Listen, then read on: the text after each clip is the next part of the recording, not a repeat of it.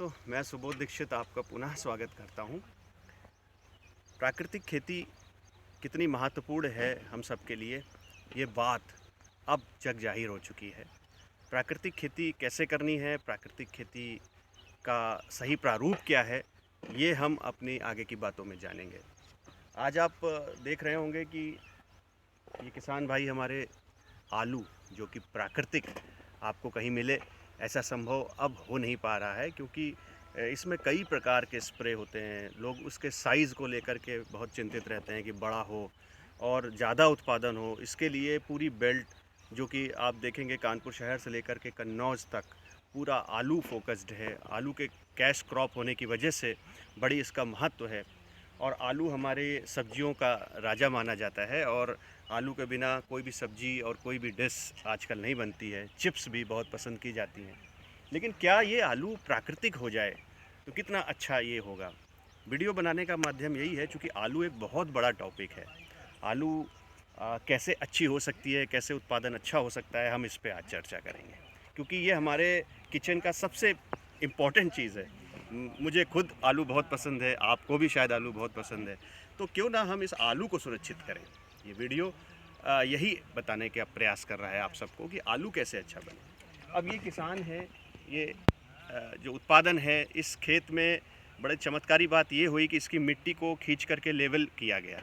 लेकिन चूंकि हम लोग इसमें गोबर की खाद और जीवामृत डाल रहे थे, तो इसने फिर भी आलू का उत्पादन एक ठीक ठाक पोजीशन में किया।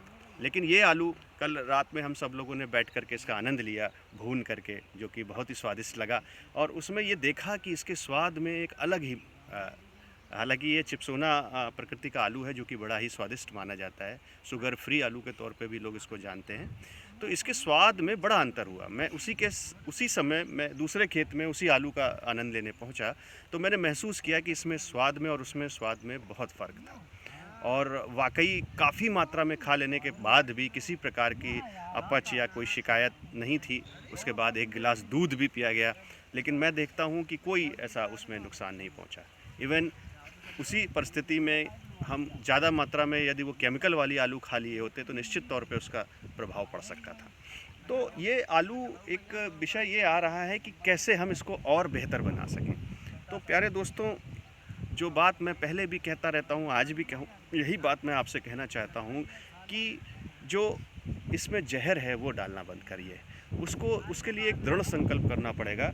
उत्पादन में थोड़ा बहुत क्षरण हो सकता है, थोड़ा बहुत ह्रास हो सकता है, तो उसकी परवाह ना करिए, क्योंकि उसकी कीमत आप ज़्यादा ले करके उस अगर निम्नतम उत्पादन होता है तो उसको कवर कर सकते हैं।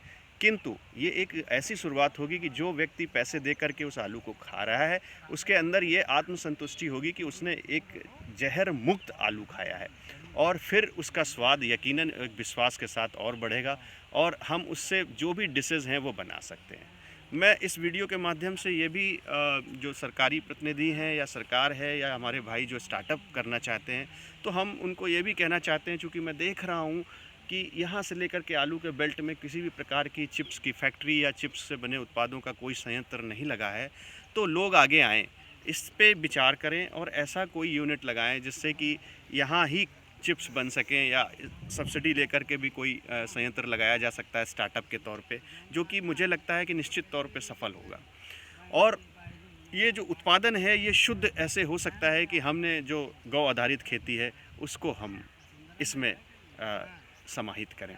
गौ आधारित खेती से जो आलू का उत्पादन हो रहा है वो उत्पादन कम नहीं हो रहा है। यदि हम उसको जीवामृत, घन जीवामृत, बीजामृत और भी कई ऐसी प्राकृतिक चीज़ें जो हमारे आसपास हैं उसके महत्व को समझते हुए, मिलाते हुए उस पे आधारित खेती करेंगे तो कमज़ोर नहीं होगा। साथ ही साथ पाले का असर या कोई ऐसा जो आपदाएं होती हैं उसमें भी वो पौधा नुकसान नहीं पहुंचता है। तो एक बार शुरुआत करके देखिए।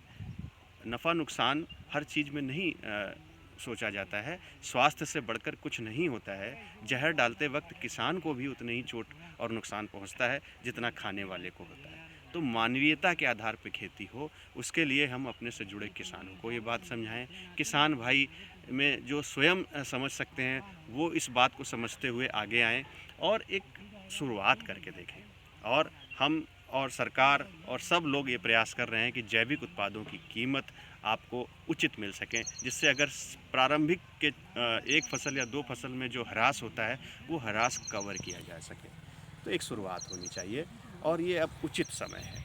तो आप सबसे निवेदन कर रहा हूँ कि आलू के स्वाद को और बढ़ाने के लिए इस तरीके के छोटे छोटे प्रयास किए जाएं। जय हिंद, जय भारत, धन्यवाद।